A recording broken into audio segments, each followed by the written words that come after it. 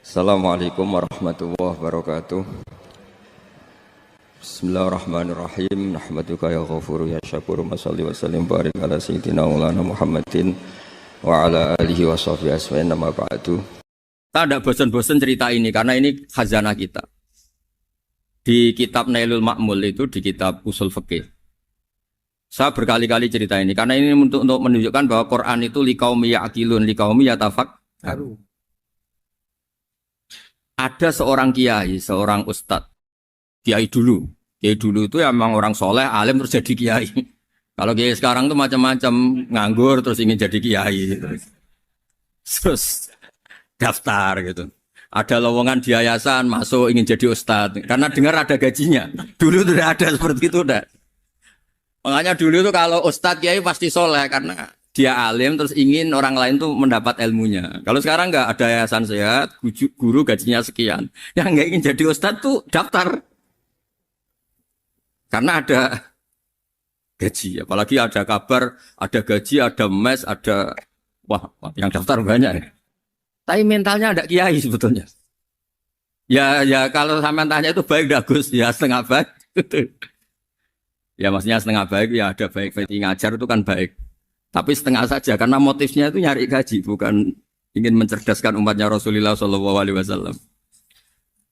Itu Imam Amudi itu guru matematika. Saya nggak bosan-bosan cerita ini. Guru matematika.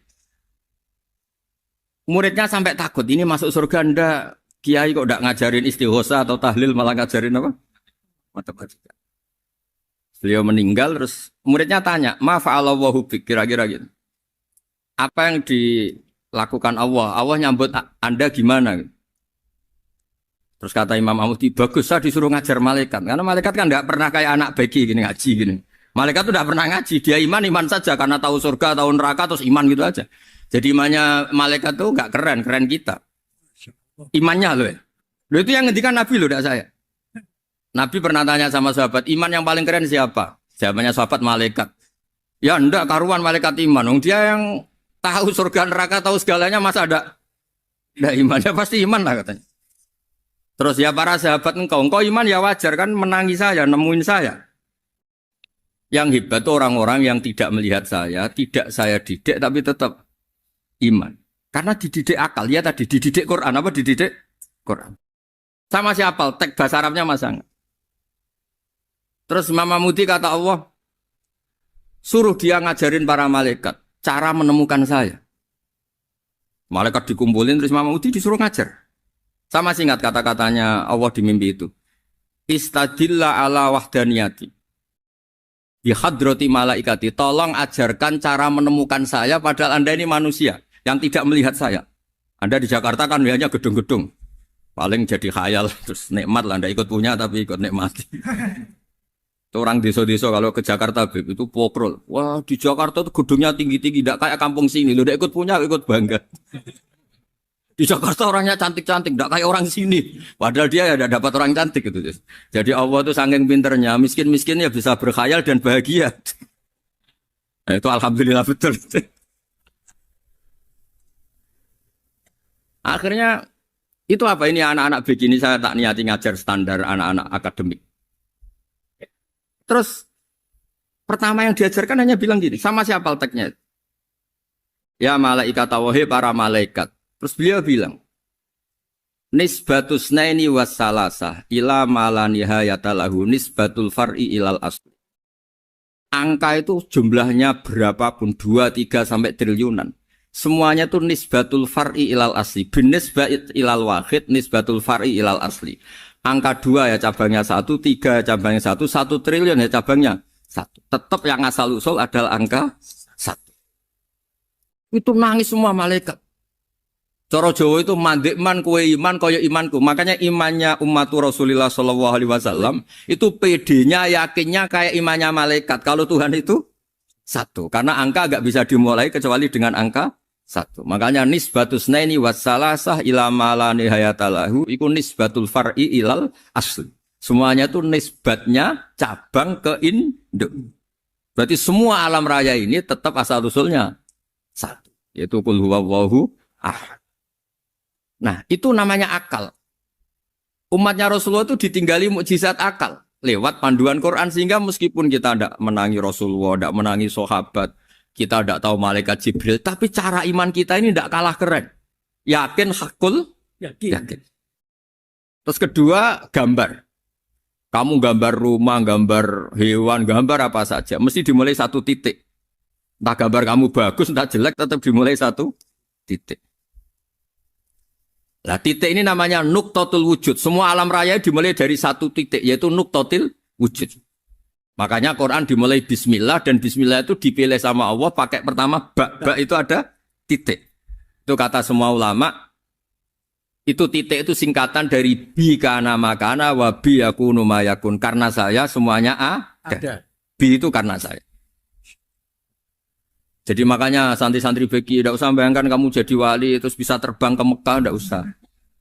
Kalau terbang ke Mekah ya sudah umroh aja bayar. Kalau enggak ya maklaran KBH atau apa. Pokoknya cari gratis. Ya gratis kan, dapat orang 10 gratis. Satu. Terus orang enggak umroh-umroh dirayu-rayu supaya umroh. Repot. Itu pelanggaran fikih itu. Kalau orang punya utang itu wajibnya hanya utang dulu gitu. Wah repot. Saya itu juga sering bingung di kampung-kampung. Gus sama umroh. Kenapa? Dapat gratisan. Minta uang saja buat nyaur utang. Enggak boleh. Wah, secara fikih yang wajib itu nyaur utang bukan umroh. Enggak boleh Gus diminta uang, enggak boleh, harus umroh. Udah gitu saya ini bingung Gus mau umroh. Enggak nikmati. Kenapa? Disuruh ngajar Gus.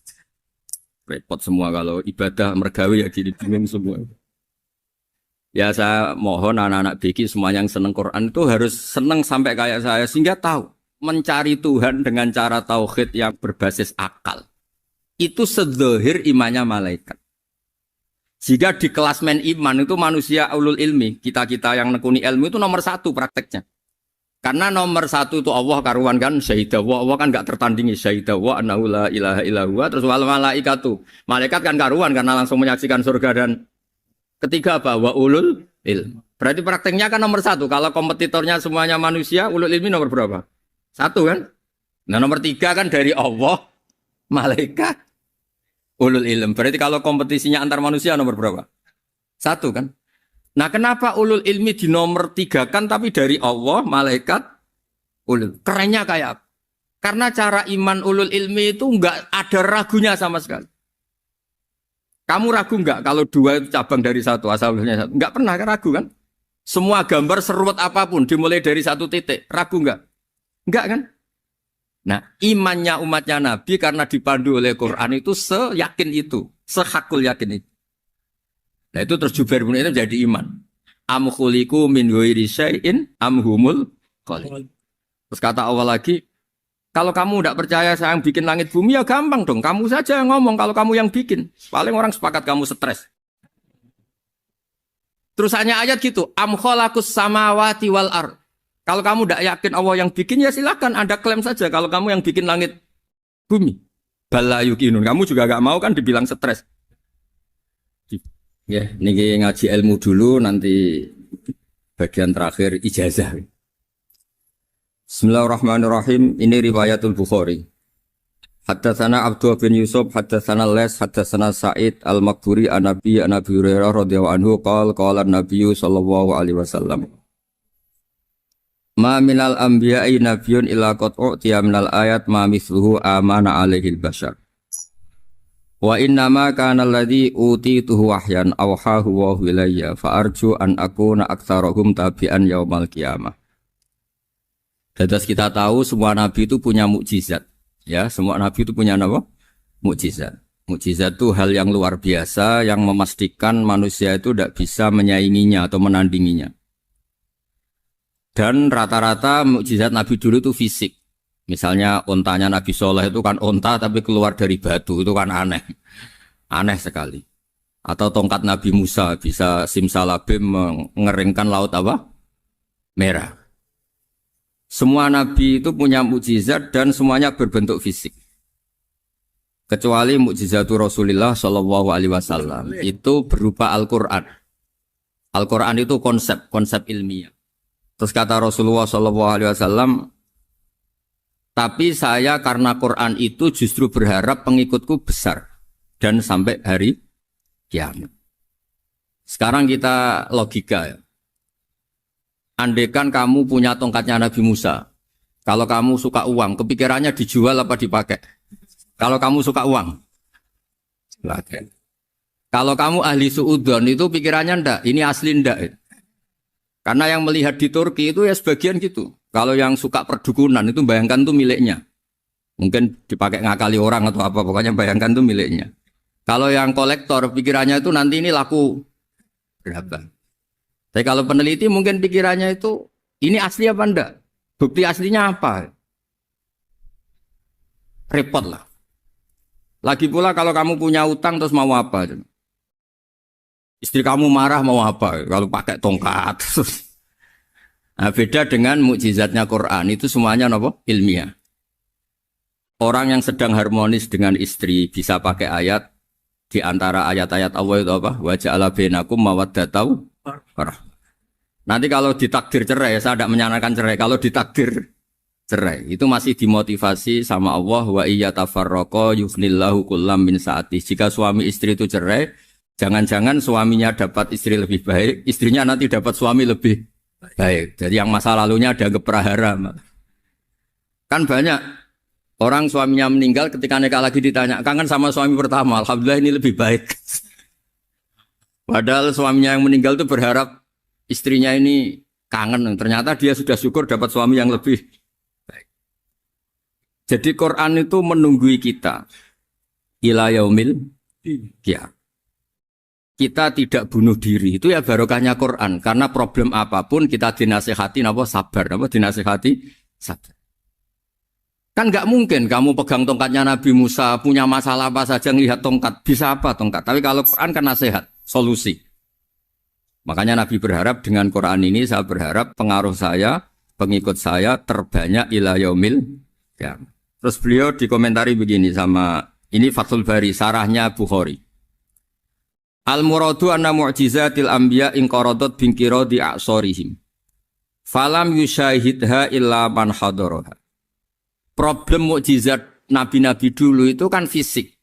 Sehingga yang tahu kalau Nabi Soleh punya unta yang ajaib, itu yang tahu ya hanya yang hadir saat itu.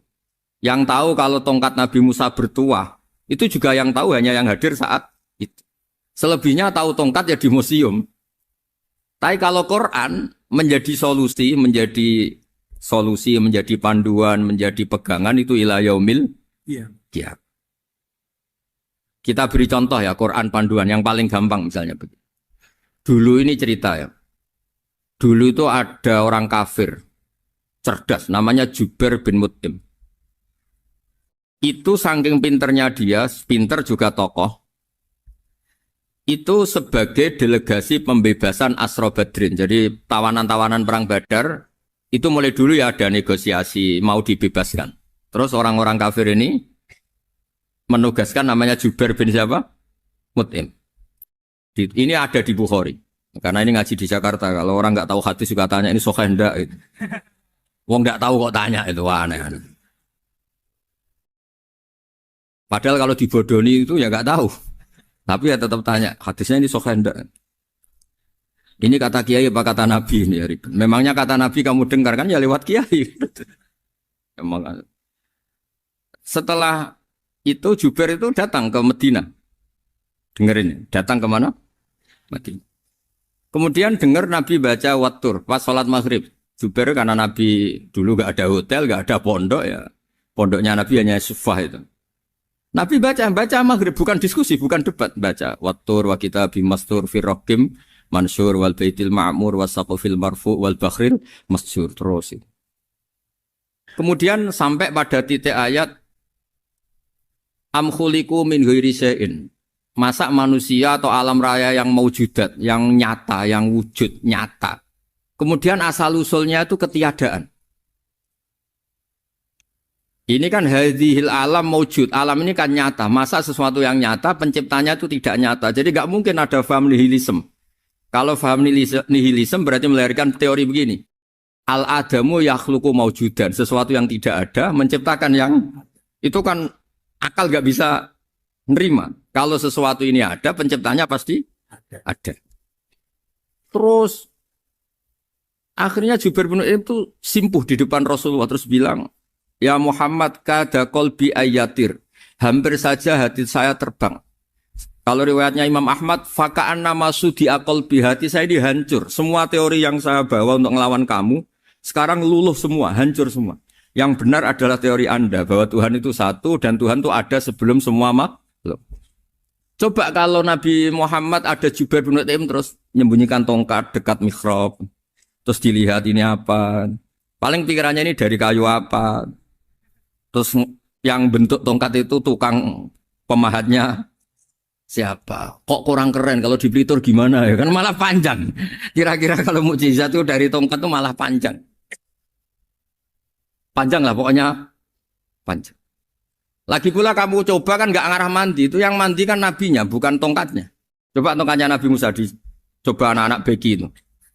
Dipakai mukul kucing aja tidak mesti mati itu. Jadi nggak jelas mukjizat-mukjizat seperti itu nggak. Tapi kalau Quran menunggui sampai saking hebatnya Quran, teori rasionalitas soal kampanye di mana-mana. Tingkat validitas, tingkat kebenaran Quran itu bahkan bisa diuji tanpa membuktikan. Tanpa apa? Cukup pakai akal. Ya terus saya teruskan. Fala yamurru terus al-murad anna mu'jizatil anbiya in qaradat binqidari a'sam satu wa mu'jizatul Qur'an mustamirratun ila yaumil qiyamah wa kharquhu lil adat fi uslubihi wa balaghatihi wa ikhbarihi bil mawhibat. Terus kata ini yang ngarang Fathul Bari sarahnya Imam Bukhari. Fala yamurru asrun minal a'sar illa wa yadharu fihi shay'un mimma akhbaru bi annahu sayakun yadullu ala sihhati da'wahu. Wa hadza aqwal muhtamilat wa takmiluhu fil ladzi ba'da wa qilani ya anal al makna anal mukjizat al madiyah kanat khissiyatan tusyahadu bil absar kana qati sholeh wa asa Musa. Mukjizatnya nabi-nabi dulu itu hanya penyembuh, hanya pelengkap, hanya nuruti keinginan mata. Seperti dahsyatnya apa? Laut Merah di sebelah apa dipukul sama tongkatnya Nabi siapa? Itu semuanya itu hanya memanjakan mata. Urusan mata. Terus wow itu. Tapi kalau mukjizatnya Nabi Muhammad itu berdasar akal. Maksudnya berdasar akal nih dengerin ya. Dengerin betul. Ketika Laut Merah terus tersibak kan wow itu keren kan. Terus kita bilang menyimpulkan wah kita tidak akan mampu. Itu bodoh sekali kesimpulan kita tidak akan mampu. Meskipun bikin nyamuk Anda juga tidak mampu.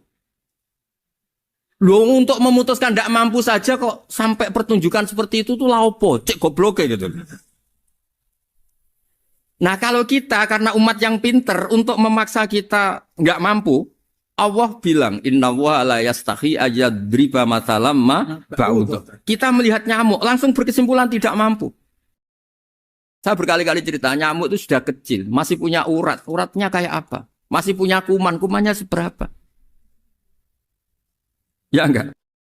Nyamuk itu kecil, punya organ tubuhnya punya urat. Itu kalau kamu pinter, antara tongkatnya Nabi Musa menyibak Laut Merah sama nyamuk itu sama-sama berkesimpulan melahirkan satu faham bahwa kita tidak. Loh, untuk memaksa tidak mampu saja kok menuju pertunjukan ada onta keluar dari batu, Naqatu Sholeh, ada tongkat yang bisa mengeringkan laut. Cik goblok ya.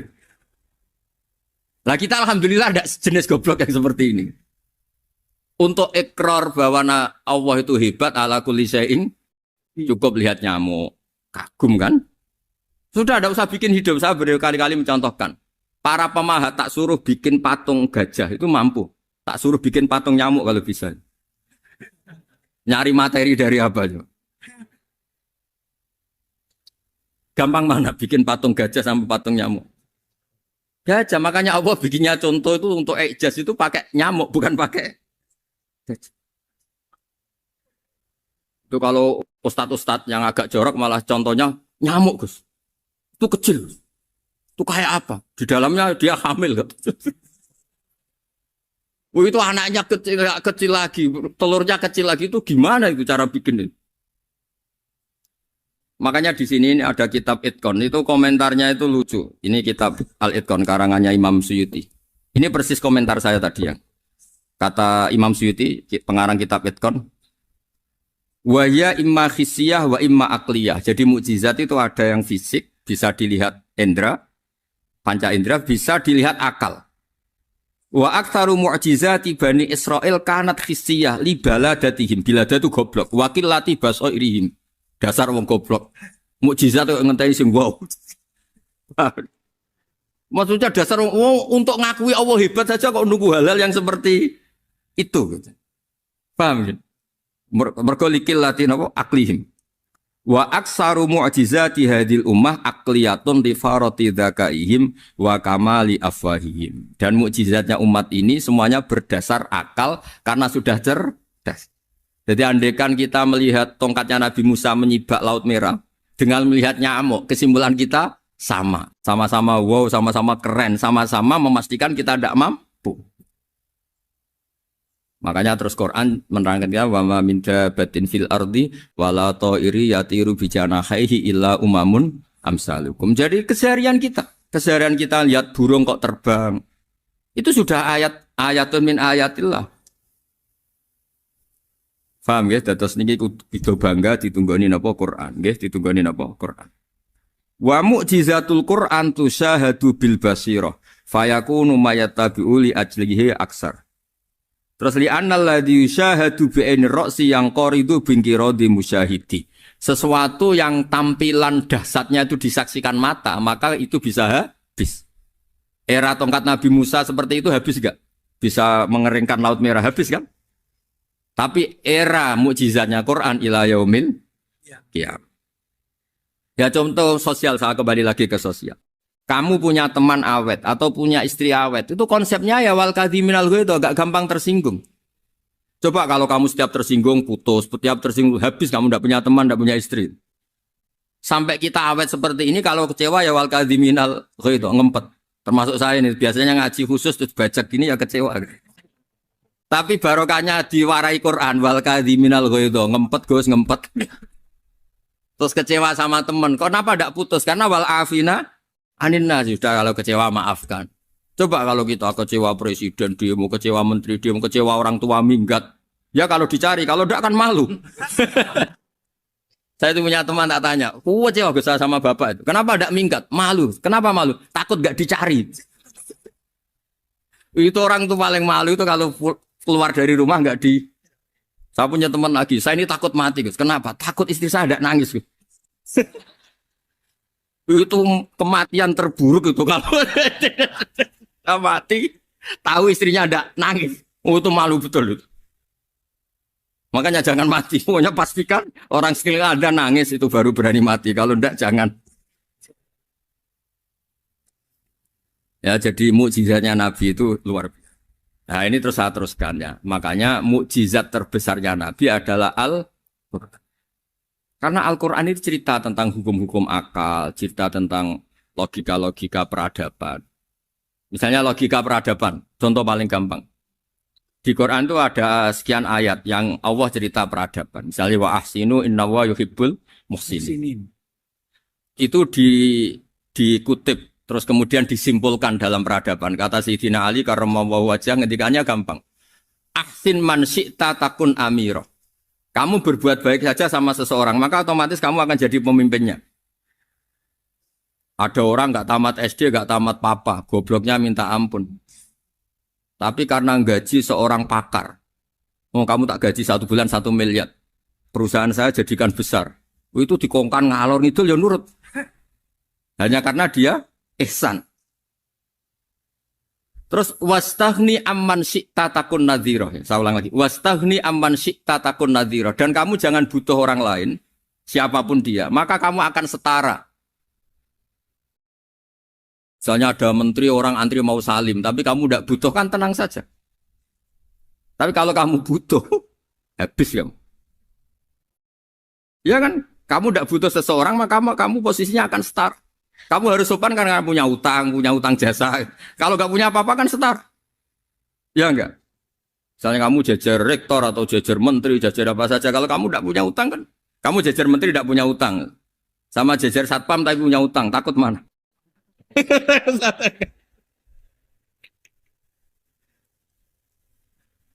Kalau butuh itu mesti kalah kan?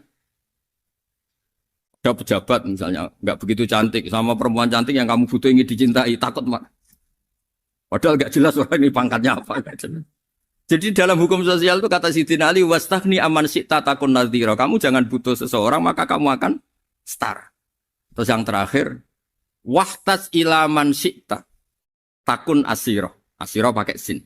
Dan silahkan butuh seseorang maka kamu akan jadi budak dia. Ya coba misalnya Anda seorang profesor, seorang alim, seorang getop. Misalnya mencintai janda di ujung kampung sana, jalan kaki 2 kilo. Padahal itu gak tamat SD. Tapi gara-gara seneng, kacau kan? Logika kepangkatan hilang semua kan? Jadi itu hukum peradaban. Itu mewakili isi-isi sosial yang diterangkan Quran. Ya, jadi paketnya 3 tadi ya. Ahsin man syi'ta takun amirah. Kamu berbuat baik sama seseorang, maka kamu bisa memimpin. Wastahni amman syi'ta takun nadhira. Kamu jangan butuh seseorang, maka kamu akan setara. Bok kamu ketemu orang terkaya di dunia. Yo ketemu orang terkaya di dunia, kamu jejer, kamu tidak butuh dia. Tenang kan bisa setara kan? Tapi kalau butuh, harus sopan, ngajukan proposal, harus berakhlak karimah. Makanya sekarang, Anda kok berakhlak kenapa? Ternyata mau nyalek. Biasanya enggak berakhlak kok berakhlak. Ada apa ini? Makanya guyonan di Rembang itu Beb Husein itu. Kalau ada orang mendadak sopan sama temannya, temannya curiga, kok tumben sopan, mau utang ya?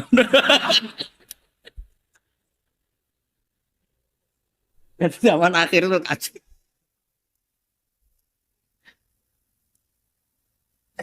Ya di semua daerah gitu ya sama Pak Rektor ya. Kalau ada teman biasanya nggak sopan kok sopan, itu temannya curiga. Ini Pak Rektor UI ini kok tumben sopan, ada apa ya? Karena di mana-mana orang butuh itu pasti beretika. Kamu punya teman paling berdua, kalau mau utang berakhlak gak?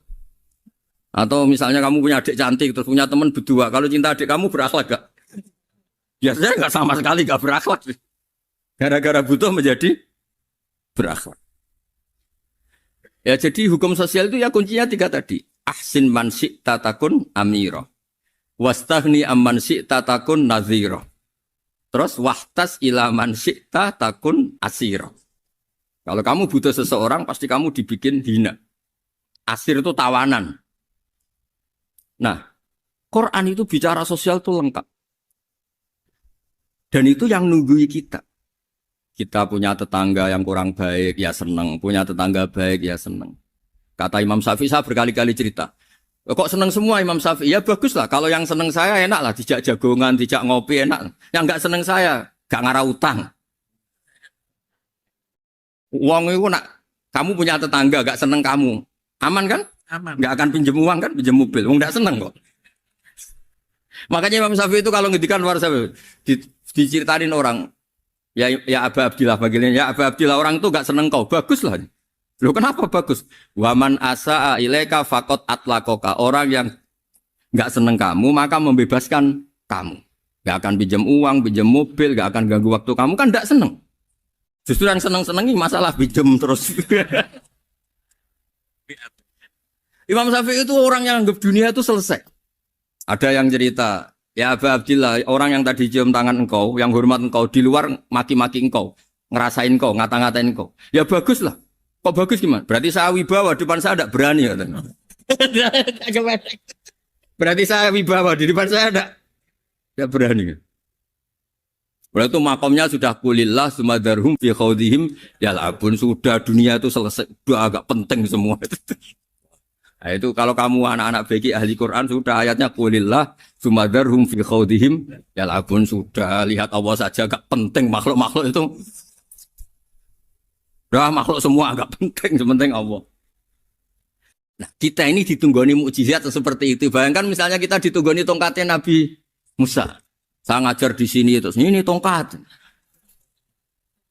Terus nanti yang tanya, Gus itu kayu apa Gus? Nanti yang kolektor tanya itu harganya berapa Gus? Ruwet apa? Terus yang ahli suudon itu asli gak Gus? Wah. Yang ahli suudon kan mesti tanyanya gitu, itu asli enggak Gus? Repot-repot pokoknya. Tapi kalau Quran kan jelas. Suatu saat ada perdebatan antara Abdul Hasan Al-Asy'ari. Abdul Hasan Al-Asy'ari ini tokoh ahli sunnah paling populer dalam ilmu logik. Dia mengatakan orang menemukan Tuhan itu harus lewat logika yang cermat. Tidak boleh taklid, hanya ikut-ikutan. Dia harus menemukan satu argumentasi bahwa Tuhan atau pencipta langit itu ada. Kemudian ada satu problem di mana orang-orang kampung atau orang-orang yang lugu atau orang-orang awam itu tidak bisa ilmu logika, ilmu mantek kalau dalam bahasa pesantren. Kata Abdul Hasan Al-Asy'ari, itu masih mungkin. Alhasil para ulama ini meneliti ke orang-orang yang lugu, yang di kampung, yang petani, yang lugu sekali. Apa yang mereka temukan? Ternyata mereka punya cara logikanya sendiri untuk menemukan Tuhan, Sang Pencipta. Pernah suatu saat ada seorang petani lugu, biasa menggembala unta, ditanya, Bima araf tarubak, lalu kamu yang petani ini yang hanya ngurusi sawah, ngurusi ladang, dengan cara apa kamu tahu kalau Tuhan itu ada? Si petani tadi marah besar dan dia mengatakan, Al-ba'ratu tadullu alal ba'ir wa asharul aqdam yadullu alal masir. Kata petani tadi, yang namanya ada kotoran unta, pasti ada untanya. Yang namanya ada jejak kaki, pasti ada yang barusan lewat. Artinya kalau ada makhluk, pasti ada pencipta. Ini logika awam yang mudah. Kita tidak mungkin mengatakan bumi ini pencipta, mengatakan matahari pencipta. Kelihatan sekali kebendaannya, kelihatan sekali bahwa bumi matahari tidak punya ikhtiar, tidak punya kekuatan. Kelihatan sekali sifat-sifat kemakhlukannya. Jika benda-benda ini karuan makhluk, pasti menunjukkan bahwa ada penciptanya, ada khalik.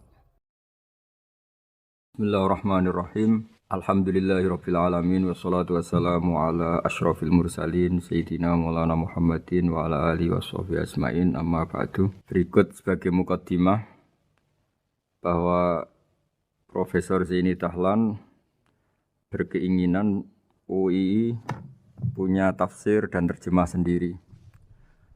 Lewat proses yang panjang dan melibatkan tim, di antaranya saya, terbitlah tafsir versi UII, juga terjemah versi UII. Di antara ciri khas terjemahan UII adalah bahwa bahasa Arab yang tentu mengandung kesusastraan Arab, balaghah, kemudian ditransfer untuk pembaca Indonesia. Sehingga di antara ciri khas terjemahan UII adalah dengan rasa Indonesia dan tentu tidak merubah makna. Berikut beberapa kutipan yang perlu pemirsa atau pendengar tahu. Al-Quran adalah satu kitab suci yang diturunkan kepada Nabi besar Muhammad SAW. Dan di antara ciri Al-Quran adalah menjelaskan kebenaran secara jelas, secara gamblang. Sebagaimana firman Allah, bahwa Rasul adalah Rasulun minallah yatlu suhufam mutahharah. Rasulullah diutus oleh Allah Subhanahu wa taala ketika penduduk Makkah sangat-sangat jauh dari kebenaran. Mereka adalah penyembah berhala yang dikira sebagai Tuhan, dan jumlahnya Tuhan-Tuhan itu banyak sekali. Suatu saat Rasulullah mendakwahkan bahwa Tuhan itu satu dan harus satu. Tapi kata mereka, kenapa Muhammad menjadikan Tuhan satu? Padahal urusan kita banyak, problem kita banyak. Harusnya Tuhan itu juga banyak. Ini yang diceritakan dalam surat Shad, Aja'alal alihata ilaha wahida inna hadza lasyai'un ujab. Bagaimana mungkin urusan kita yang banyak, yang harusnya butuh Tuhan banyak, kemudian menjadi hanya Tuhan satu. Lalu Rasulullah dengan sabar, dengan telaten memberi penjelasan. Dan ini yang disebut al-bayyinah, penjelasan yang sangat jelas, sangat gamblang, sangat rasional. Kata Rasulullah dalam sebuah hadis yang diriwayatkan dalam Musnad Ahmad, tagnya begini, orang-orang yang menyembah selain Allah, itu ibarat kama sali rojulin istaro abdan min kholisi malih biwarikin au dhahabin. Faja'ala ya'malu, mereka mau bekerja tapi wayu'ti ghullatahu ila ghairi sayyidi. Fa'ayyukum sarruhu ayyakuna abduhu kadzalik. Nabi lalu kemudian bikin analogi. Wahai masyarakat Mekah, bagaimana kalau Anda ini jadi seorang pembantu atau seorang budak lalu punya majikan banyak. Dan semua majikan Anda ini punya perintah yang beda-beda, punya selera yang beda-beda. Semuanya atasan Anda, semuanya majikan Anda. Apa Anda senang punya majikan yang banyak? Lalu mereka bilang, wah susah Muhammad kalau kita punya majikan banyak. Tuhan kamu adalah majikan kamu. Bagaimana kalau Tuhan banyak, punya perintah yang beda-beda, punya selera yang beda-beda? Kalian pasti akan kebingungan. Ya sudah Muhammad, normalnya Tuhan itu satu. Sehingga mereka tercerabut dari pemikiran bahwa Tuhan harus banyak.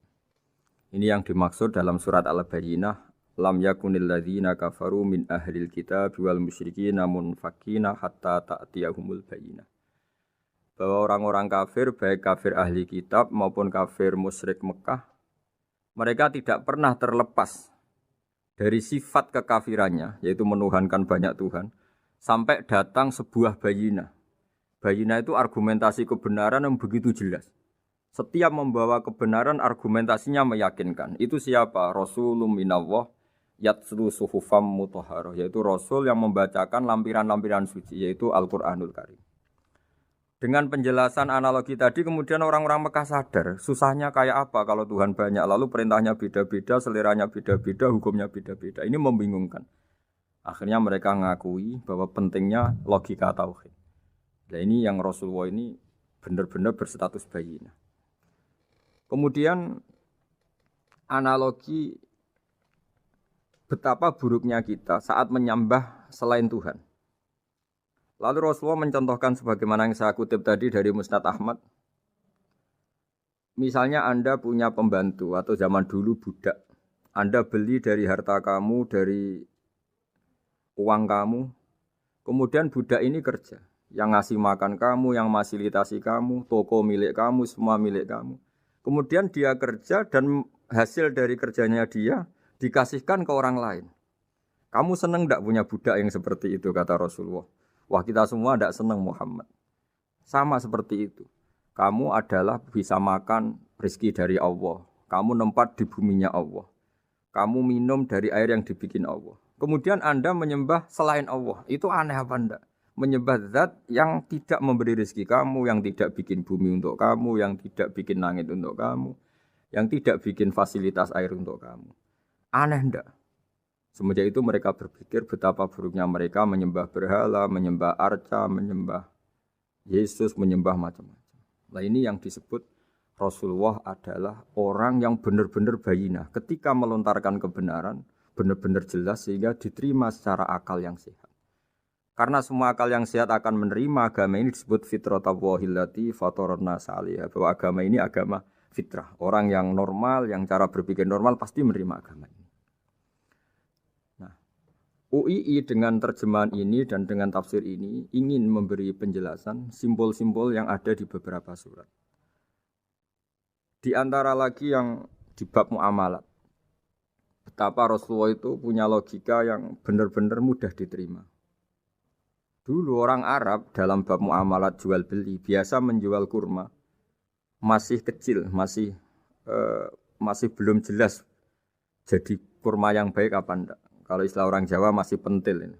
Kalau bahasa Arab qobla buduwi solahiha. Calon buahnya itu belum pasti jadi buah. Kemudian masih bunga, masih apa sudah dijual. Dengan transaksi, asumsi, harga andekan sudah jadi kurma. Kalau dalam Jawa mungkin jual mangga sebelum tua masih pentil, masih kecil. Lalu kata Rasulullah, kamu jangan melakukan itu. Kenapa ya Rasulullah padahal kita butuh uang? Kata Nabi, Ara'aitum in mana Allahu as-samra fa bima yastakhillu ahadukum mala akhi. Bagaimana kalau buah-buah yang masih kecil itu kemudian berguguran karena satu musim atau karena apa? Lalu kamu mendapat uang itu atas nama apa? Yang dikatakan tijaro adalah muawadhah. Pembeli dapat barang, kamu dapat uang. Lalu kalau barang yang ada enggak menjadi buah yang baik, Anda menerima uang itu atas nama apa? Rasulullah secara haru, secara mengingatkan nurani kita dengan redaksi fabima yastahillu ahadukum mala akhi. Lalu kamu mendapat uang saudara kamu atas nama apa? Kalau atas nama buah, mereka belum mendapat buah. Akhirnya ada kesadaran bersama bahwa sebaiknya kita menjual sesuatu itu yang pembeli ya dapat barangnya, yaitu dalam konteks ini buah yang sudah layak dijual, kita dapat uangnya. Ini lagi-lagi Rasulullah al-Bayyinah, sekali memberi penjelasan begitu jelas. Ketiga misalnya di bab jinayat, di bab hukum pidana. Rasulullah kalau bikin logika itu begitu jelas, mudah diterima. Misalnya begini, suatu saat Rasulullah bersabda, Al-qatil wal maktul finnar. Orang yang membunuh dan yang dibunuh sama-sama di neraka. Tentu dalam konteks saling bunuh yang dalam kedzaliman. Lalu sahabat janggal. Ya Rasulullah, oke lah kalau pembunuh itu masuk neraka. Ini bagaimana mungkin yang dibunuh pun masuk neraka? Rasulullah dengan jelas, dengan bayinah, dengan hujjah, beliau menjawab, innahu kana harison ala qatli sahibihi. Sebetulnya yang terbunuh pun mentalnya pembunuh, karena dia sangat juga ingin membunuh saudaranya. Nasibnya saja yang menjadikan dia terbunuh. Hanya sahabat tahu, oh ya ternyata maktul dalam konteks duel adalah mentalnya qatil juga. Sehingga karena mentalnya qatil dia tetap di neraka. Meskipun prakteknya dia menjadi maktul yang terbunuh. Nah ini yang dimaksud oleh Allah, bahwa Rasulullah ini bisa menghilangkan tradisi kemusyrikan, bisa menjungkir balikkan, menghancurkan kemusyrikan, karena Rasulullah bisa menjelaskan secara detail hatta ta'tiyahumul bayyinah. Bayyinah adalah Rasulun minallah yatslu suhufam mutahharah. Jadi ini yang insyaallah sebagai kajian kita, bahwa kita butuh sekian penjelasan untuk mengenang dan membuktikan bahwa Rasulullah adalah benar-benar al-bayyinah. Dari sekian contoh tadi, pendengar bisa tahu betapa agama ini mudah diterima oleh akal. Sehingga di beberapa ayat disebut agama ini liqaumi ya'qilun, liqaumi yatafakkarun. Agama ini bagi kaum yang bisa berpikir, agama ini bagi kaum yang mau berangan-angan. Dulu untuk menghilangkan kemusyrikan dengan logika kafir Mekah bahwa urusan kita banyak, harus Tuhan banyak. Itu panjang sekali. Di antaranya ada ayat yang spesifik tentang itu. Daraballahu mathalan rajulan fihi syuraka mutasyakisuna wa rajulan salamal lirajul. Hal yastawiyani masalah. Allah membuat satu perumpamaan, yaitu di surat Daraballahu mathalan rajulan fihi syuraka di surat Zumar ayat 29. Allah membuat satu perumpamaan bagaimana andaikan Anda jadi seorang pembantu atau asisten. Lalu Anda punya majikan banyak yang seleranya beda-beda. Kemudian dibanding misalnya Anda jadi pembantu dengan satu majikan yang akhlaknya baik, komitmennya baik. Anda milih mana? Lalu orang-orang kafir Mekah menjawab, Muhammad tentu kita milih punya majikan satu yang baik. Kalau majikannya banyak kita jadi repot. Lalu mereka kata Rasulullah, ya sudah kalau gitu Tuhan kamu satu saja jangan banyak. Kalau banyak jadi repot. Terus mereka baru tersadar bahwa menuhankan Tuhan banyak itu salah dan resikonya lebih banyak. Ini disebut munfakina hatta ta'tiyahumul bayyinah. Mereka orang-orang musyrik enggak mau tercerabut dari akar kemusyrikannya sampai datang al-bayyinah. Sebuah bukti kebenaran yang begitu jelas, begitu nyata. Siapa kebenaran itu? Rasulun minallah yatslu suhufam mutahharah. Yaitu Rasulnya Allah yang membaca lampiran-lampiran suci. Lampiran-lampiran suci ini dalam bahasa Arab diikutkan wazan isim maf'ul disebut mushaf. Makanya kitab suci ini ditulis di sohifah. Kalau dalam bahasa Arab lampiran itu sohifah, dijamakkan kata jamaknya suhuf. Kemudian ketika dicetak, dijilid disebut mushaf. Sehingga alhamdulillah UII Universitas Islam Indonesia punya mushaf, punya terjemahan, punya tafsir. Ini diharapkan kita sebagai ulama, sebagai dai, sebagai ustadz bisa warasatul anbiya. Karena kata Rasulullah al ulama warasatul anbiya. Saya kira demikian supaya pemirsa tahu, pendengar tahu bahwa betapa pentingnya menjelaskan secara bayyinah. Ini penting sekali karena sekarang pikiran di dunia itu macam-macam dan kita butuh energi untuk mengungkap lagi intisari-intisari dari sesuatu yang digulirkan atau dibahas Al-Qur'anul Karim. Sehingga Al-Qur'an ini benar-benar jadi ibrah, jadi teladan bagi kita semua. Jangan sampai karena kita lupa mengkaji Al-Qur'an sehingga hukum-hukum Al-Qur'an menjadi mandek. Kita harus terus mensosialisasikan supaya Qur'an ini hidup. Caranya gimana? Masyarakat dirangsang supaya tahu al-bayyinah. Contoh yang terakhir sebelum menutup perjumpaan kali ini, misalnya dulu orang kafir Mekah itu janggal. Karena mereka juga punya kajian bahwa Nabi itu bersyarat harus turunan dari bangsa Israel. Karena semua Nabi itu pasti turunan Nabi Ibrahim. Yaitu Nabi Ibrahim punya anak yang bernama Ishak. Ishak punya anak yang bernama Yakub. Yakub ini yang nanti punya anak Yusuf, sehingga Yusuf bin Yakub bin Ishak bin Ibrahim.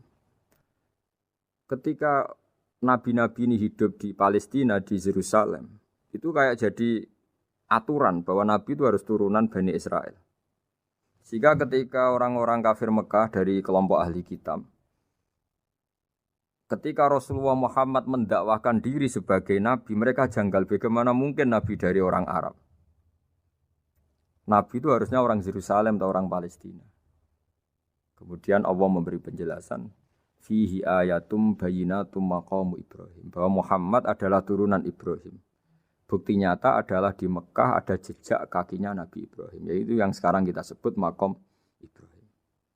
Setelah dilacak-lacak ternyata mbah-mbahnya Rasulullah atau nenek moyang atau leluhur Rasulullah bernama Adnan.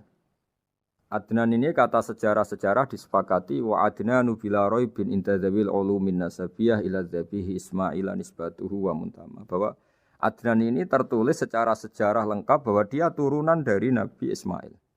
Ismail adalah anak dari Nabi Ibrahim. Kemudian makom Ibrahim ini juga dibuktikan sekian sejarah bahwa Ibrahim pernah di situ. Yaitu ketika Hajar, ibu dari Ismail, kesulitan nyari air, lalu lalang lari antara Safa dan Marwah. Kemudian kita kenang sekarang bernama Sa'i. Kemudian dekat Ka'bah ada namanya Hijir Ismail. Karena dulu jadi kamarnya Nabi Ismail. Hijir, hujrah itu kamar atau ruang khusus untuk Nabi Ismail.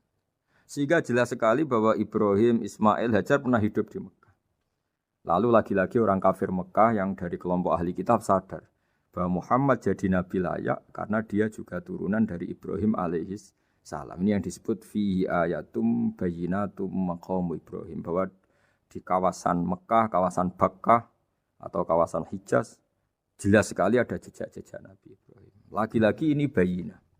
Nah, bayyinah ini yang bisa menghilangkan sifat kemusyrikan, sifat kekufuran. Karena lewat penjelasan yang panjang ini kemudian benar-benar diketahui bahwa Muhammad jadi nabi itu sah. Karena dari segi dakwahnya benar, perilakunya benar, hujahnya benar. Sekarang dari segi nasab juga benar karena beliau termasuk keturunan dari Nabi Ibrahim alaihissalam lewat jalur Ismail.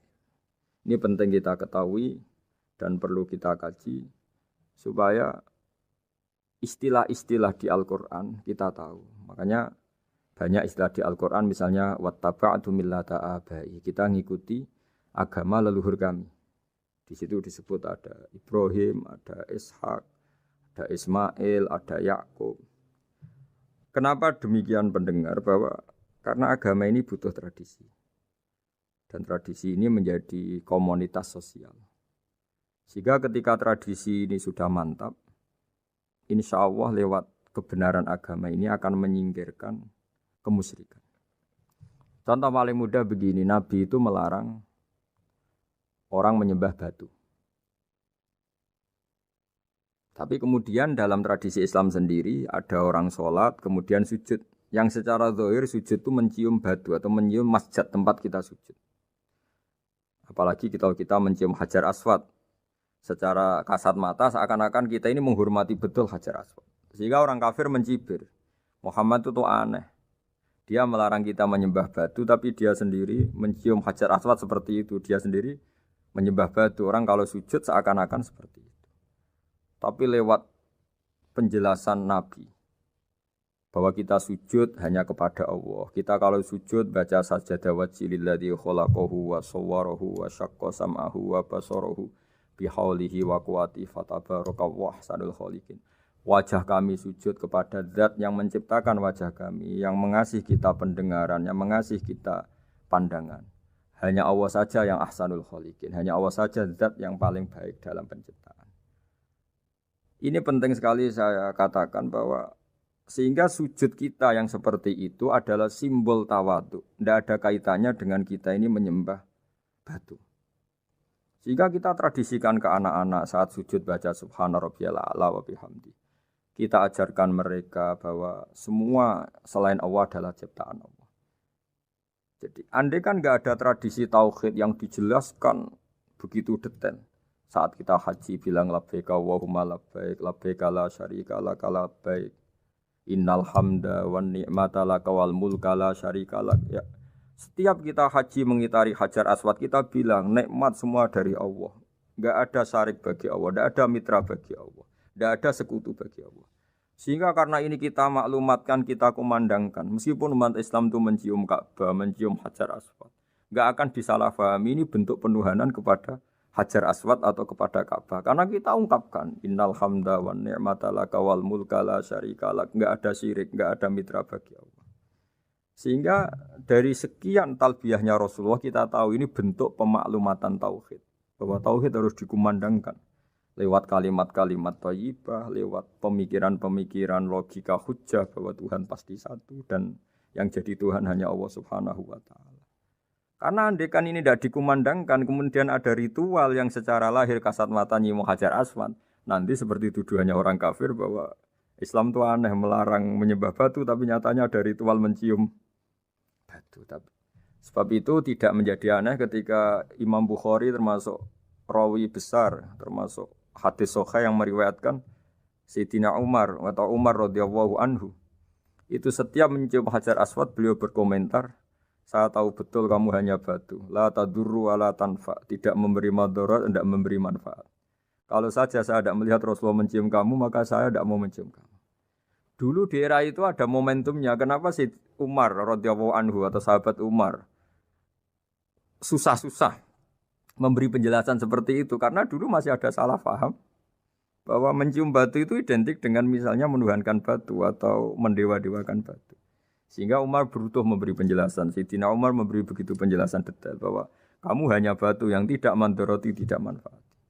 Tapi secara tradisi sunnah Rasul kamu dicium, ya saya ikut. Ini penting sekali penjelasan-penjelasan seperti ini, maklumat-maklumat seperti labbaik Allahumma labbaik, sehingga semua ritual Muslim tidak disangka atau tidak disalahpahami sebagai pemuja materi. Lagi-lagi penjelasan yang detail ini disebut al-bayyinah. Rasulun minallah yatslu suhufam mutahharah. Kemudian ayat berikutnya disebut fiha kutubun qayyimah, bahwa dalam kitab suci Al-Qur'an itu banyak aturan-aturan atau catatan-catatan yang begitu lurus, begitu benar. Tentu karena kita ini orang Indonesia yang kalau mengakses langsung bahasa Arab mungkin kita masalah. Sehingga alhamdulillah Universitas Islam Indonesia menerbitkan seri terjemah juga seri tafsir, dan sekarang dibantu lewat acara ini kita berusaha atau membantu para pendengar untuk lebih memahami lebih jauh. Sahabat Indonesia yang kami hormati, berikut kita mulai kajian tafsir yang dikeluarkan oleh UII. Mari kita mulai dengan surat Al-Baqarah. Bismillahirrahmanirrahim. Alif Lam Mim. Dzalikal kitabul la raiba fihi hudal lil muttaqin. Di sini diterjemahkan Alif Lam Mim ini termasuk ayat-ayat yang oleh para ulama dianggap mutasyabihat. Artinya kita tidak boleh memaksakan maknanya. Kita cukup iman bahwa itu dari Allah Subhanahu wa taala. Ini termasuk ayat-ayat yang kita percaya bahwa ada makna yang diinginkan Allah, tapi kita tidak perlu menduga-duga Apa sepersisnya makna itu? Dzalikal kitab la raiba fih, kitab ini tidak ada yang diragukan. Hudal lil muttaqin, petunjuk bagi mereka yang bertakwa. Sahabat Indonesia yang kami cintai, yang kami hormati, muttaqin dari kata kerja ittaqa yattaqi ittiqaan. Maknanya adalah menjaga diri. Ada 3 kelas muttaqin dalam terminologi para ulama, istilah yang dikeluarkan para ulama. 1, muttaqin orang yang menghindari perilaku syirik atau perilaku kekafiran. Sehingga menurut para ulama, apapun faseknya seorang mukmin, apapun kelirunya orang mukmin, misalnya pernah mencuri, pernah korupsi, pernah apa saja, masih dianggap mukmin karena dia masih bertauhid la ilaha illallah Muhammadur Rasulullah. Ini muttaqin yang paling kelas pokok, kelas bawah. Kemudian ada muttaqin kelas kedua, yaitu mereka yang menghindari dosa besar tapi tidak bisa menghindari dosa kecil. Misalnya bisa menghindari dosa zina, tapi dia bisa menghindari dosa melihat perempuan yang bukan mahramnya, yang bukan halal bagi dia. Ketiga muttaqin paling ideal, yaitu menghindari dosa besar, juga menghindari dosa kecil, bahkan menghindari sesuatu yang tidak penting. Ini yang dalam terminologi ulama disebut para wali atau para ulama, yaitu yang dalam ayat ala inna awliya Allahi la khaufun alaihim wa lahum yahzanun. Ini penting kami jelaskan kelas-kelas muttaqin supaya bahwa mukmin tidak pernah keluar dari status iman meskipun dia pernah melakukan satu kesalahan besar. Karena yang dikatakan mukmin adalah siapapun yang meyakini kebenaran risalah Muhammad, risalah yang dibawa Muhammad, berarti dia mukmin.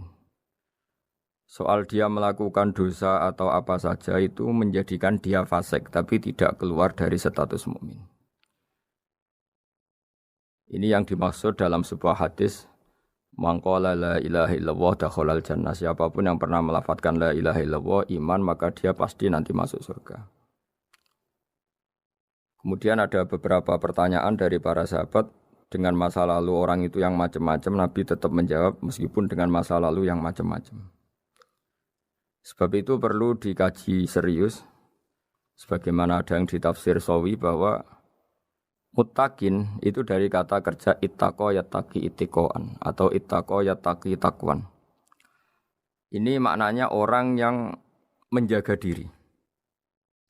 Tentu menjaga diri ini ada yang kelas premium, kelas sempurna. Jadi sesuatu apa saja yang bahaya kita jaga, termasuk dosa kecil, melakukan hal yang tidak penting. Ada orang mukmin yang hanya bisa menjaga dari dosa kekafiran, dosa kemusyrikan. Ini pun dengan segala kesalahannya masih ada kemungkinan dimaafkan Allah. Karena Allah pernah berfirman, innallaha la yaghfiru ayyushraka bihi wa yaghfiru ma duna dzalika liman yasha. Allah tidak akan memaafkan dosa syirik, tapi Allah masih bisa memaafkan atau masih berkenan memaafkan dosa di luar syirik. Kemudian yang perlu dimengerti oleh sahabat Indonesia adalah makna la raiba fihi. Ini yang perlu kami ungkap, bahwa Al-Quran ini tidak ada keraguan padanya. Tidak ada keraguan ini yang mudah kita teliti karena kita orang Indonesia, mungkin rasa-rasa sastra Arab enggak kental. Mari kita teliti dari segi makna, karena makna ini rasa dan rasa itu universal. Begini misalnya, dulu orang-orang kafir Mekah karena mereka penyembah berhala, penyembah Tuhan-Tuhan yang banyak, itu memprotes. Mereka memanggil tentu masih Muhammad, belum ya Rasulullah. Muhammad, kamu mengajak ke Tuhan berapa? Rasulullah menjawab, ke Tuhan yang satu. Lalu mereka bertanya, Muhammad urusan kita ini banyak, problem kita banyak. Tuhan banyak saja tidak bisa menyelesaikan, apalagi satu Tuhan. Ini yang diceritakan dalam sebagian ayat disebut, Aja'alal alihata ilaha wahida inna hadha la syai'un ujab. Bagaimana mungkin Tuhan itu satu? Harusnya Tuhan itu banyak karena urusan kita banyak. Lalu Rasulullah dengan bimbingan Tuhan, bimbingan Allah mendatangi mereka, kemudian Nabi menjelaskan, Tuhan itu adalah ketua kalian, Tuhan itu adalah pimpinan kalian. Bagaimana kalau Anda jadi pembantu kemudian punya majikan banyak, punya penguasa banyak, punya tuan banyak. Kemudian semua tuan-tuan Anda ini memerintahkan Anda dengan perintah yang beda-beda. Apa kalian mau punya majikan atau pimpinan yang banyak? Mereka menjawab tidak, Muhammad. Terus mereka akhirnya sadar bahwa problem Tuhan banyak itu tentu lebih sulit, lebih problem. Karena nanti perintahnya beda-beda, keinginannya beda-beda. Mereka akhirnya tersadarkan bahwa sebaiknya atau seharusnya memang Tuhan itu satu. Jadi Rasulullah SAW menjelaskan logika bertauhid itu dengan sekian variasi, dengan sekian logika. Kemudian Nabi kedua juga menjelaskan logika kompetisi. Kata Nabi yang karena bimbingan Allah diberi satu pengertian. Andai kan Tuhan itu 2 atau 3, kemudian berebut dalam tahta aras atau tahta yang di alam raya ini. Sebagaimana lazimnya para penguasa. Maka pasti ada yang menang, ada yang kalah. Dan yang kalah tentu gak layak sebagai Tuhan. Ini yang disebut wala ala ba'duhum ala ba'd. Tentu kalau Tuhan itu banyak, mereka akan berkompetisi, akan bertarung. Dan pasti pemenangnya ya satu, karena memang layak jadi Tuhan tetap satu. Sadarlah bahwa orang-orang kafir Quraisy, orang-orang kafir saat itu sadar pentingnya bertauhid. Ketiga, Nabi juga menjelaskan tauhid secara ilmu logika. Begini para pendengar. Kalau dalam teori ilmu tauhid yang agak jelimet dijelaskan begini. Jika ada 2 Tuhan, maka alam raya ini enggak menjadi alam. Logikanya adalah 2 Tuhan ini bisa kamu katakan sama-sama kuat. Ketika sama-sama kuat kemudian ingin menciptakan langit. Yang satu ingin menciptakan bumi, yang satu menolak menciptakan bumi misalnya. Atau yang satu ingin menciptakan langit, yang satu menolak ingin menciptakan langit. Kemudian ternyata bumi ini terbukti wujud. Logika awam adalah yang berhasil menciptakan bumi berarti Tuhan. Yang gagal atau kudrohnya gagal, kemampuannya gagal tidak bisa menciptakan bumi, gagal menjadi Tuhan. Ini logika awam. Logika ini pun kita terima. Tapi kalau menurut logika ahli tauhid, ahli pakar-pakar logika, cara berpandangan begini. Ketika Anda mengatakan ada 2 Tuhan yang sama-sama kuat, kemudian terbukti yang satu mampu menciptakan bumi, yang satu tidak. Bahasa Anda mengatakan sama-sama kuat ini sudah batal dari awalnya karena terbukti bahasa Anda salah, sama-sama kuat ternyata yang satu tidak mampu. Sehingga dalam pikiran orang-orang ahli tauhid mengatakan membayangkan Tuhan saja itu enggak kebayang karena turunan kata ini pasti selalu salah. Karena tadi misalnya dikatakan andai kan ada 2 Tuhan, kemudian yang satu mampu menciptakan bumi, yang satu tidak. Padahal Anda tadi bilang sama-sama kuat, ternyata terbukti yang satu tidak kuat. Berarti kata Anda sama-sama kuat ini salah. Ini pula yang diajarkan Rasulullah lewat bimbingan Allah, lewat wahyunya yang disebut Lau kana fihi ma alihatun illallahu la fasadata. Karena kalau ada 2 Tuhan pasti kamu sifati sama-sama kuat. Ternyata sifat sama-sama kuat ini batal demi hukum karena ternyata yang satu tidak mampu menciptakan bumi. Atau kamu sifati 2 Tuhan ini sama-sama lemah. Itu tidak mungkin lagi karena ternyata bumi ini terbukti wujud. Pasti penciptanya ini tidak yang sangat kuasa. Jadi logika-logika tauhid sedemikian dibangun oleh Rasulullah lewat bimbingan Allah Subhanahu wa taala. Logika keempat supaya kita iman dan tambah kuat imannya adalah logika yang mudah dicerna oleh kebanyakan orang atau yang bisa diindra. Begini misalnya dalam sebuah ayat di surat Al-Kahfi, kemudian di awal surat Al-Ahqaf, kemudian di sebagian surat At-Tur, ada penjelasan begini. Ketika Rasulullah mengajak manusia menyembah Allah, kemudian orang-orang kafir tanya, lalu Tuhan kamu siapa Muhammad? Tuhan saya adalah Allah menciptakan langit bumi. Terus mereka berandai-andai, ada Lata, ada Uzza, ada Manat, ada Hubal. Itu Tuhan-Tuhan kami. Terus Rasulullah bertanya, apakah Tuhan-Tuhan yang kamu sembah itu memberi kontribusi saat langit dan bumi diciptakan? Mereka menjawab, tidak Muhammad, itu Tuhan-Tuhan yang kami bikin. Begitu juga asumsi tentang Tuhan-Tuhan yang lain. Apakah Isa ikut menciptakan bumi atau menciptakan langit? Tentu jawabannya tidak. Karena Isa lahir di bumi, orang tahu tanggal lahirnya, tahu tahunnya, dan sebelum ada Isa juga sudah ada bumi.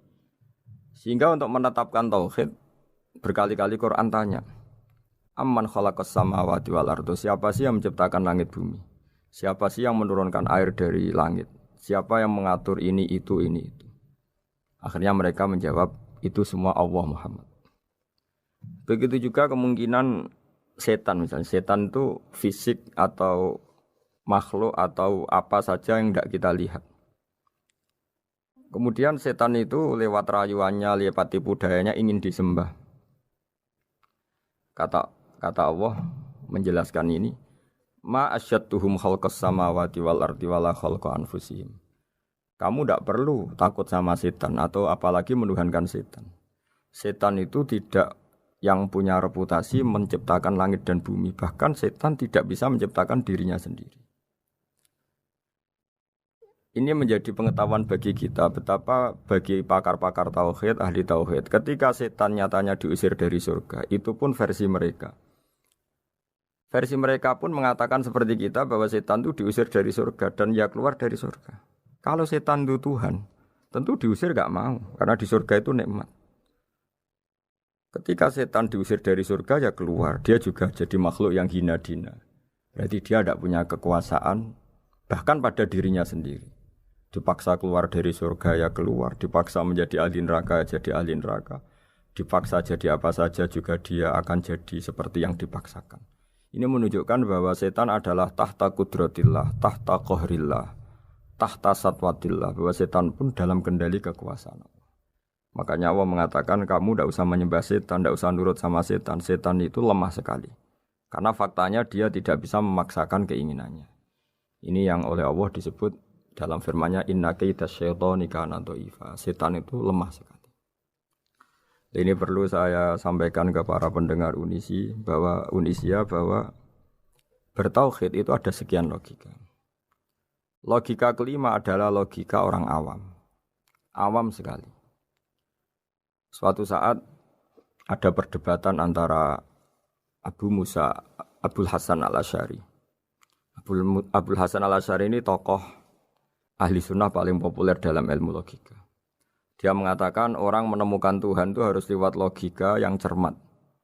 Tidak boleh taklid, hanya ikut-ikutan. Dia harus menemukan satu argumentasi bahwa Tuhan atau pencipta langit itu ada. Kemudian ada satu problem di mana orang-orang kampung atau orang-orang yang lugu atau orang-orang awam itu tidak bisa ilmu logika, ilmu mantek kalau dalam bahasa pesantren. Kata Abu Mansur, kata Abul Hasan al-Asy'ari, itu masih mungkin. Alhasil para ulama ini meneliti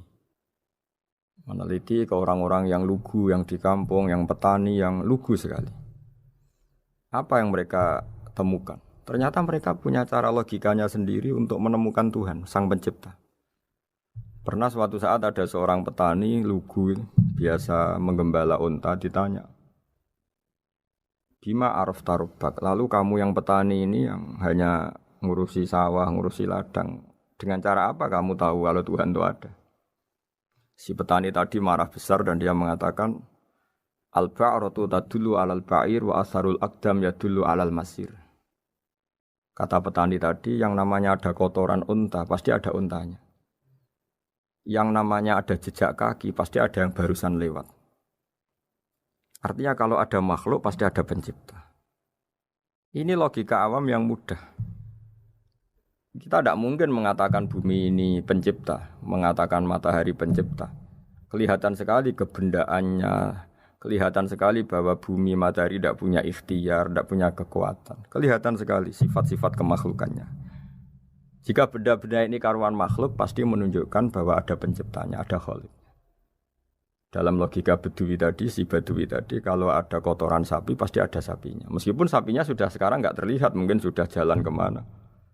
Sama, kalau ada jejak kaki, meskipun orang yang tadi lewat sudah kita nggak tahu, tapi kita pasti tahu, pasti ada yang lewat.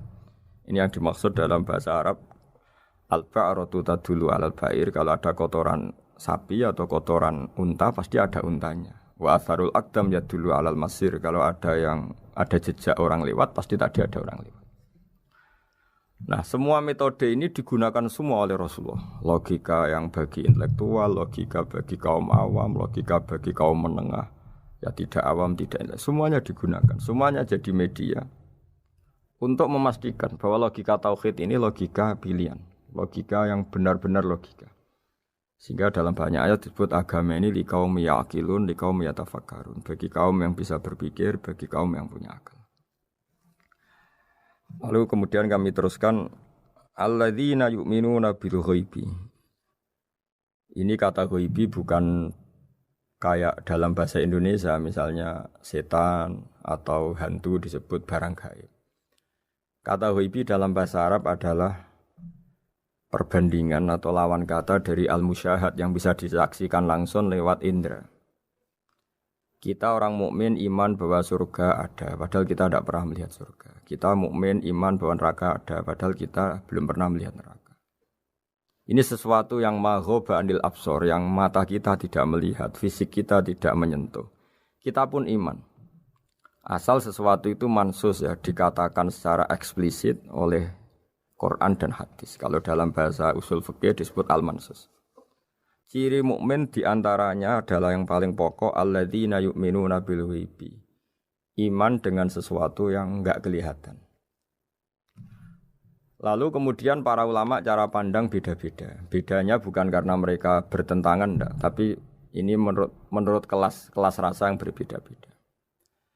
Bagi orang-orang sufi, Allah itu tidak bisa dikatakan al-ghaib, sesuatu yang enggak kelihatan. Karena Allah itu begitu jelas, az-zahir. Kata orang sufi, Allah itu zahir. Begitu juga dalam Asmaul Husna disebut Allah itu az-zahir. Begitu jelas. Karena orang yang akalnya mapan, hatinya mapan, melihat satu lemari yang bagus, pasti langsung mensifati bahwa pembuatnya adalah orang yang hebat.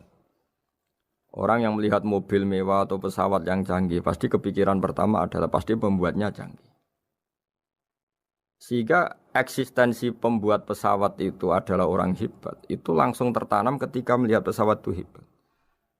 Bagaimana mungkin seseorang ragu akan kehebatan pembuat pesawat ketika melihat detail-detail pesawat? Pasti langsung kepikiran kalau pembuatnya itu hebat. Memutuskan bahwa pembuat pesawat hebat itu tidak harus ketemu yang membuat, juga tidak harus melihat. Tapi akal kita pasti meyakini pembuatnya itu hebat. Berarti keputusan menyimpulkan bahwa pembuatnya hebat adalah az-zahir begitu jelas. Begitu juga langit dan bumi, matahari semuanya tertata rapi. Air dengan fungsi manfaat yang sebegitu hebat, oksigen, semua tanaman, buah-buahan. Meskipun kita tidak pernah melihat Tuhan, tapi akal kita, nurani kita pasti berkeyakinan dan tahu betul pasti pembuatnya itu zat yang super hebat, super bijaksana. Sehingga dalam kategori ini Allah tidak bisa dikatakan sesuatu yang enggak tersentuh, yang enggak terjangkau. Allah itu az-zahir begitu jelas. Sehingga di antara Asmaul Husna disebut az-zahir. Sebab itu saya menganjurkan, atau saya punya saran bahwa alladzina yu'minuna bil ghaibi itu contoh paling mudah itu kayak surga, kayak neraka. Kalau Allah sendiri itu az-zahir, mudah diketahui. Karena tadi orang yang melihat pesawat canggih pasti saat itu juga berkeyakinan dan itu pasti benar, pasti pembuatnya juga canggih. Nah, di sini disebut alam raya ini ayat, semuanya itu bukti kekuasaan Allah. Dalam syair-syair orang sufi masyhur sekali itu wa fi kulli syai'in lahu ayatun yadullu ala annahul wahidu. Setiap sesuatu kejadian di alam raya adalah bukti keesaan Allah, bukti eksistensi Allah Subhanahu wa taala. Sehingga dalam satu kisah normalnya orang itu paling tahu itu dengan dirinya sendiri. Karena dia adalah dia. Tapi kalau Imam Sibawayh seorang pakar nahwu mengatakan a'raful ma'arif Allah. Di alam raya ini yang paling mudah dikenali itu ya Allah, pencipta. Karena andai kan kita sendirian di hutan, kemudian kita mulai punya akal, kita mungkin tidak tahu diri kita ini siapa. Tapi setidaknya kita langsung menyimpulkan bahwa kita tidak bisa menciptakan diri kita sendiri. Ketika kita berkesimpulan tidak bisa menciptakan diri kita sendiri, pasti kita terus berkesimpulan ada di luar kita yang menciptakan kita. Nah, sebab itu kenapa sifat mencipta ini yang pertama kali dikenalkan oleh Allah kepada nabinya untuk dikenalkan kepada umatnya. Yaitu disebut Iqra bismi rabbikal ladzi khalaq. Muhammad, bacalah dengan nama Tuhanmu. Sifat Tuhan yang paling mudah dikenali oleh siapapun adalah sifat pencipta. Karena ketika seseorang yakin dia lahir sudah ada bumi, dia lahir sudah ada langit, dia pasti akan tahu bahwa dia ada penciptanya. Sehingga paling mudah mensifati Allah atau mensifati Tuhan adalah bismi rabbikal ladzi khalaq. Terus kemudian di antara ciri orang baik adalah wa yuqimunas shalat. Kemudian beriman kepada yang gaib, menegakkan salat.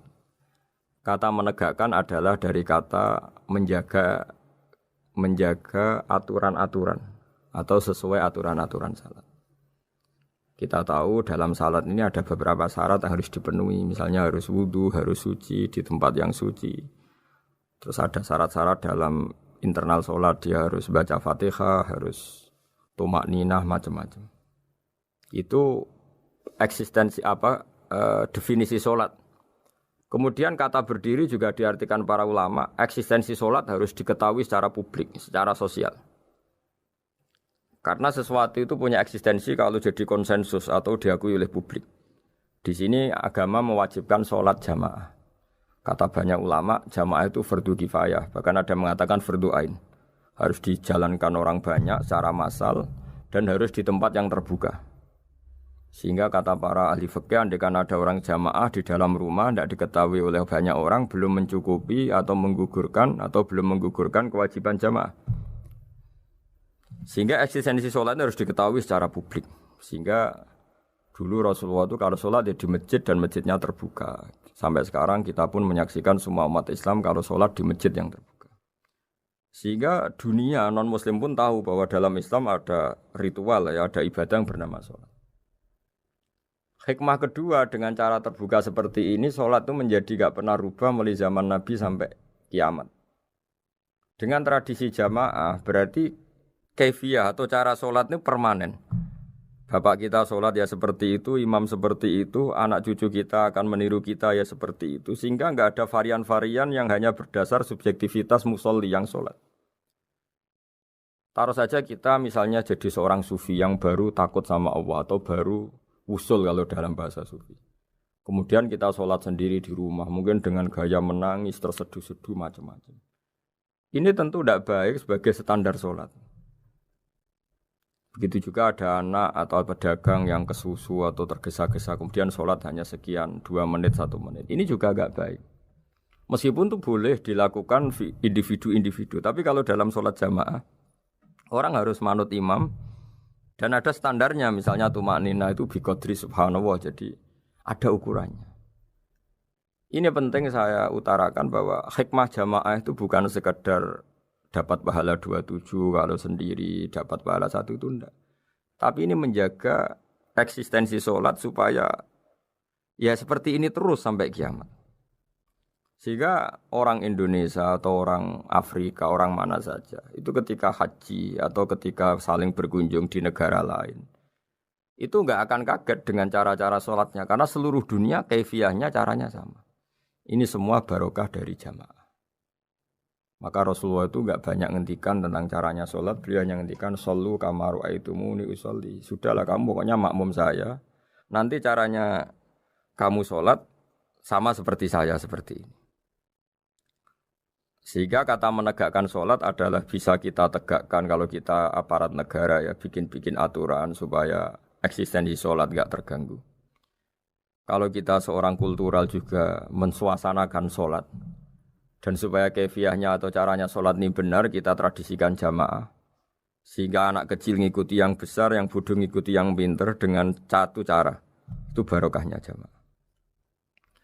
Sehingga wa yuqimunas sholat itu, sholat kita dirikan baik secara personal dengan cara-cara tumakninah, kita suci di tempat yang suci, maupun kita tegakkan, kita maklumatkan, kita jadikan konsensus bahwa sholat ya seperti ini.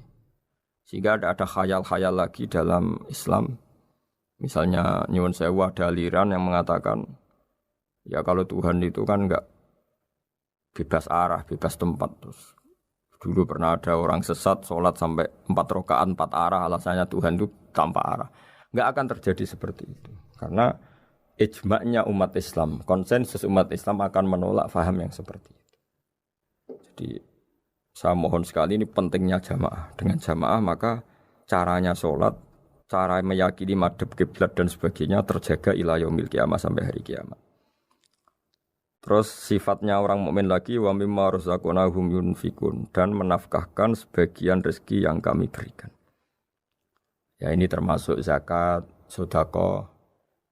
Jadi ada sebuah riwayat mengatakan inna fil mali haqqon, harta itu ada haknya yaitu zakat.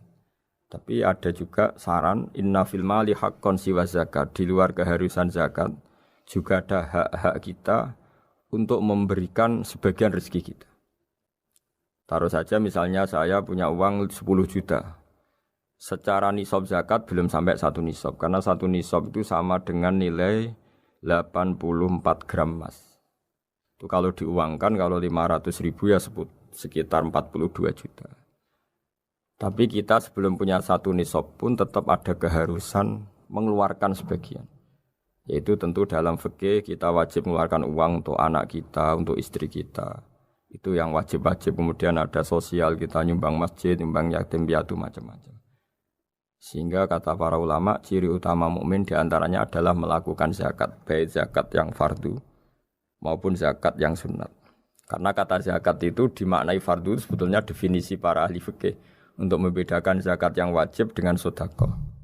Tapi sebetulnya zaman dulu enggak ada seperti itu. Zakat itu maknanya bersihkan harta. Sedekah dari kata sedekah bukti benarnya iman. Jadi sedekah dari kata dari kosakata sedekah yasduqu sidqan, sesuatu yang membuktikan kita loyal itu disebut sodak. Kita nikah, mas kawin di bahasa Arab kan sodak, dari kata sedekah juga. Kita bukti iman, loyal, kita sedekah. Bukti bahwa kita teman akrab disebut siddiq atau sodik. Kalau dalam bahasa Arab teman namanya juga sodik karena cara bertemanan secara benar, secara loyal. Sehingga wa mimma razaqnahum yunfikun ini ya memasukkan zakat yang dalam terminologi fikih yaitu zakat yang zakat al-wajibah atau zakat yang dengan makna lughat yaitu ya artinya asal membersihkan harta kita entah lewat zakat, sedekah, hadiah kepada orang-orang yang kita hormati, semuanya juga masuk dalam definisi zakat atau wa mimma razaqnahum yunfikun. Kemudian sifat terakhir dari orang muttaqin adalah walladzina yu'minuna bima unzila ilaika wa ma unzila min qablika bil akhirati hum yuqinun ulaika ala hudam mir rabbihim wa ulaika humul muflihun. Di sini diterjemah mereka yang beriman kepada kitab yang kami turunkan kepadamu dan yang diturunkan sebelum kamu. Ini kata yang diturunkan sebelum kamu penting sekali karena ciri utama Nabi adalah dia tidak pernah beda dengan Nabi sebelumnya. Karena kebenaran tauhid pasti tunggal. Nabi-nabi dulu pasti mengajarkan tauhid, hanya menyembah Allah. Enggak mungkin nabi berikutnya kemudian bikin ajaran baru dalam tauhid. Sehingga andaikan semua kitab Injil, Taurat itu masih versi yang orisinil, pasti enggak ada yang beda dengan Quran. Karena ciri utama kebenaran adalah iman dengan Quran dan iman kepada kitab yang diturunkan sebelum Al-Quran. Wabil akhirati hum yuqinun, mereka juga yakin akan datangnya hari akhir. Itu bisa disebut yaumul ba'ats. Terus ketika semua kriteria itu terpenuhi baru ulaika ala hudam mir rabbihim wa ulaika humul muflihun. Mereka itulah yang berada pada petunjuk Allah dan merekalah orang-orang yang berbahagia. Para pendengar sahabat Indonesia, semoga kajian ini bermanfaat. Dan ini mulai ayat 1 sampai 5 dalam surat Al-Baqarah, yaitu surat yang dalam tartibnya mushaf nomor 2 setelah Fatihah. Jadi kalau dalam ulumul Quran disebut ada surat yang berdasar nuzulul Quran, yaitu surat Iqra kemudian Muddatsir. Ada urutan surat yang berdasar tartibul mushaf, yaitu yang kita punyai sekarang, yaitu Fatihah, terus Baqarah dan seterusnya. Dan urutan-urutan ini pun sesuai petunjuk Rasulullah SAW. Saya kira demikian. Mohon maaf atas semua kesalahan. Wassalamualaikum warahmatullahi wabarakatuh.